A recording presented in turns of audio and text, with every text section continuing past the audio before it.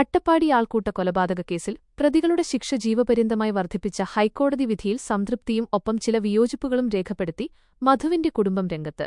നീതിക്കായുള്ള 9 വർഷത്തെ നീണ്ട പോരാട്ടത്തിനൊടുവിൽ ഉണ്ടായ ഈ വിധിയിൽ സന്തോഷമുണ്ടെന്ന് മധുവിന്റെ അമ്മ മല്ലിയും സഹോദരി സരസുവും വ്യക്തമാക്കി. തങ്ങളെ ഇത്രയും കാലം പിന്തുണച്ച പ്രോസിക്യൂഷനും പൊതുസമൂഹത്തിനും അവർ നന്ദി അറിയിച്ചു. എന്നാൽ കേസിലെ ഒന്നാം പ്രതിയായ ഹുസൈനെ ഹൈക്കോടതി കുറ്റവിമുക്തനാക്കി വെറുതെ വിട്ട നടപടി തങ്ങൾക്ക് ഉൾക്കൊള്ളാനാകുന്നില്ലെന്നും ഈ തീരുമാനത്തിനെതിരെ സുപ്രീംകോടതിയെ സമീപിച്ച് അപ്പീൽ നൽകുമെന്നും മധുവിന്റെ കുടുംബം പറഞ്ഞു. അമ്മ മല്ലിക്ക് 30 ലക്ഷം രൂപ നഷ്ടപരിഹാരം നൽകാനും ഹൈക്കോടതി ഉത്തരവിട്ടിട്ടുണ്ട്.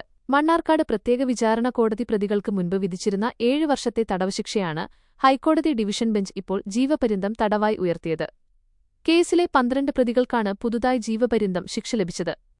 2ാം പ്രതി മരക്കാർ, 3ാം പ്രതി ഷംസുദ്ദീൻ, 5ാം പ്രതി രാധാകൃഷ്ണൻ, 6ാം പ്രതി അബൂബക്കർ, 7ാം പ്രതി കുരിക്കൽ സിദ്ദിഖ്, 8ാം പ്രതി ഉബൈദ്, 9ാം പ്രതി നജീബ്, 10ാം പ്രതി ജൈജുമോൻ.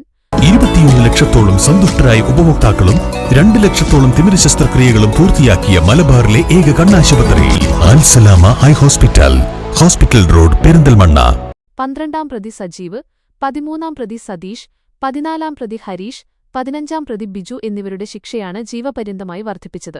ഇതിനു പുറമെ വിചാരണ കോടതി 3 മാസത്തെ തടവ് വിധിച്ചിരുന്ന 16ാം പ്രതിയുടെ ശിക്ഷ ഹൈക്കോടതി 1 വർഷമാക്കി ഉയർത്തുകയും ചെയ്തു.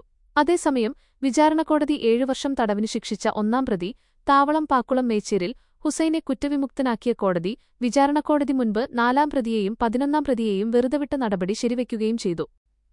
കേരളത്തിന്റെ മനസാക്ഷിയാകെ ഉലച്ച ഈ ദാരുണ സംഭവം നടക്കുന്നത് 2018 ഫെബ്രുവരി 22-നാണ്. അട്ടപ്പാടി ചിണ്ടേക്കി ഊരിലെ മല്ലന്റെയും മല്ലിയുടെയും മകനായ 27 വയസ്സുകാരൻ മധു അതിദരിദ്രനും മാനസിക വെല്ലുവിളി നേരിടുന്നതുമായ ഒരു ആദിവാസി യുവാവായിരുന്നു. 7ാം ക്ലാസ് വരെ മാത്രം പഠിച്ച മധു വീട്ടുകാരിൽ നിന്ന് മാറി കാട്ടിലെ ഒരു ഗുഹയിലാണ് താമസിച്ചിരുന്നത്. കാടിന് സമീപത്തെ കവലയായ മുക്കാലിയിലെ കടയിൽ നിന്ന് അരിയും പല വ്യഞ്ജനങ്ങളും മോഷ്ടിച്ചുവെന്നാരോപിച്ചാണ് ഒരു സംഘം ആളുകൾ മധുവിനെതിരെ തിരിഞ്ഞത്. കാട്ടിൽ മരത്തടികൾ ശേഖരിക്കാൻ പോയ ഒരാൾ ഗുഹയ്ക്കുള്ളിൽ മധുവിനെ കണ്ടെത്തുകയും തുടർന്ന് മുക്കാലിയിൽ നിന്ന് ആളുകളെ വിളിച്ചുകൂട്ടി കാട്ടിലേക്ക് പോവുകയുമായിരുന്നു. കള്ളനെന്ന് മുദ്രകുത്തി മധുവിനെ കാട്ടിൽ നിന്ന് സംഘം ചേർന്ന് പിടികൂടിയ പ്രതികൾ ക്രൂരമായി മർദ്ദിക്കുകയും ചോദ്യം ചെയ്യുകയും ചെയ്തു. തുടർന്ന് മധുവിന്റെ കൈകൾ ലുങ്കികൊണ്ട് ബന്ധിച്ച് കനമുള്ള ചാക്കുകെട്ട് തലയിൽ ചുമത്തിച്ച് 4 കിലോമീറ്റർ അകലെയുള്ള മുക്കാലി കവലയിലേക്ക് നടത്തിച്ചു. ഈ യാത്രാമധ്യേയും കവലയിലെത്തിച്ച ശേഷവും പ്രതികൾ മധുവിനെ ക്രൂരമായി മർദ്ദിക്കുന്നത് തുടർന്നു. മധുവിനെ മർദ്ദിക്കുന്നതിന്റെ ചിത്രങ്ങളും വീഡിയോ ദൃശ്യങ്ങളും പ്രതികൾ തന്നെയാണ് സമൂഹമാധ്യമങ്ങളിലൂടെ പ്രചരിപ്പിച്ചത്. മർദ്ദനമേറ്റ അവശനായ മധുവിനൊപ്പം നിന്ന് പ്രതികൾ സെൽഫിയെടുത്ത ദൃശ്യങ്ങൾ അക്കാലത്ത് രാജ്യവ്യാപകമായി വലിയ പ്രതിഷേധങ്ങൾക്ക് കാരണമായിരുന്നു. പിന്നീട് പ്രതികൾ മധുവിനെ അഗളി പോലീസിന് കൈമാറിയെങ്കിലും പോലീസ് സ്റ്റേഷനിലേക്ക് കൊണ്ടുവരുന്ന വഴിയിൽ വെച്ച് മധുമരണത്തിന് കീഴടങ്ങുകയായിരുന്നു. പ്രതികളുടെ അതിക്രൂരമായ മർദ്ദനമേറ്റാണ് മധു കൊല്ലപ്പെട്ടതെന്ന് പോസ്റ്റ്മോർട്ടം റിപ്പോർട്ടിലും പ്രോസിക്യൂഷൻ കണ്ടെത്തലുകളിലും വ്യക്തമായിരുന്നു.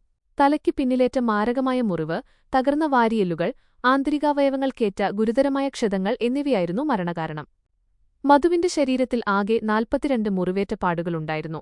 തുടർന്ന് പ്രത്യേക അന്വേഷണ സംഘം രൂപീകരിക്കുകയും 2018 മെയ് 22-ന് 3000 പേജുകളുള്ള വിശദമായ കുറ്റപത്രം മണ്ണാർക്കാട് കോടതിയിൽ സമർപ്പിക്കുകയും ചെയ്തു. പട്ടികജാതി പട്ടികവർഗ അതിക്രമങ്ങൾ തടയൽ നിയമപ്രകാരം കൊലപാതകം ഉൾപ്പെടെയുള്ള ഗുരുതരമായ കുറ്റങ്ങളാണ് പ്രതികൾക്കെതിരെ ചുമത്തിയത്. തുടക്കത്തിൽ പ്രതികൾക്ക് ഹൈക്കോടതി ജാമ്യം അനുവദിച്ചതും വിചാരണ നടപടികൾ ആരംഭിക്കാൻ 4 വർഷത്തോളം വൈകിയതും വലിയ ആശങ്കകൾക്ക് കാരണമായിരുന്നു. തുടർന്ന് ഹൈക്കോടതി ഇടപെടലോടെ 2022 ജനുവരിയിലാണ് മണ്ണാർക്കാട് കോടതിയിൽ വിചാരണ ആരംഭിക്കുന്നത്. വിചാരണഘട്ടത്തിൽ 124 സാക്ഷികളിൽ 24 പേർ കൂട്ടത്തോടെ കൂറുമാറിയത് കേസിനെ പ്രതികൂലമായി ബാധിക്കുമെന്ന അവസ്ഥയുണ്ടായി. ഈ ഘട്ടത്തിലാണ് മധുവിന്റെ കുടുംബം സർക്കാരിനെ സമീപിച്ച് അഡ്വക്കേറ്റ് രാജേഷ് എം. മേനോനെ പ്രോസിക്യൂട്ടറായി നിയമിക്കുന്നത്. അദ്ദേഹത്തിന്റെ ഇടപെടലിലൂടെ കേസിൽ ആദ്യമായി വിറ്റ്നസ് പ്രൊട്ടക്ഷൻ സ്കീം, സാക്ഷി സംരക്ഷണ പദ്ധതി നടപ്പിലാക്കി. ഇതോടെ സാക്ഷികളെ സ്വാധീനിക്കാൻ പ്രതികൾ നടത്തിയ നീക്കങ്ങൾ പുറത്തുവരികയും കോടതി പ്രതികളുടെ ജാമ്യം റദ്ദാക്കുകയും ചെയ്തു. തുടർന്ന് കൂടുതൽ സാക്ഷികൾ കൂറുമാറുന്നത് തടയാൻ പ്രോസിക്യൂഷന് സാധിച്ചു. വിസ്തരിച്ച 103 സാക്ഷികളിൽ 77 പേർ പ്രോസിക്യൂഷന് അനുകൂലമായി മൊഴി നൽകിയതോടെയാണ് വിചാരണ കോടതി 16 പ്രതികളിൽ 14 പേർ കുറ്റക്കാരാണെന്ന് കണ്ടെത്തിയത്. എന്നാൽ 13 പ്രതികൾക്ക് 7 വർഷം തടവുശിക്ഷ മാത്രം ലഭിച്ചതിൽ പ്രോസിക്യൂഷനും മധുവിന്റെ കുടുംബവും അതൃപ്തരായിരുന്നു. പ്രതികൾക്ക് ജീവപര്യന്തം ശിക്ഷ നൽകണമെന്നാവശ്യപ്പെട്ട് മധുവിന്റെ കുടുംബവും ശിക്ഷ ഒഴിവാക്കണമെന്നാവശ്യപ്പെട്ട് പ്രതികൾ നൽകിയ അപ്പീലുകൾ സംയുക്തമായി പരിഗണിച്ചാണ് ഇപ്പോൾ ഹൈക്കോടതി പ്രതികളുടെ ശിക്ഷ ജീവപര്യന്തമായി ഉയർത്തിക്കൊണ്ട് ഈ നിർണായക വിധി പ്രസ്താവിച്ചിരിക്കുന്നത്.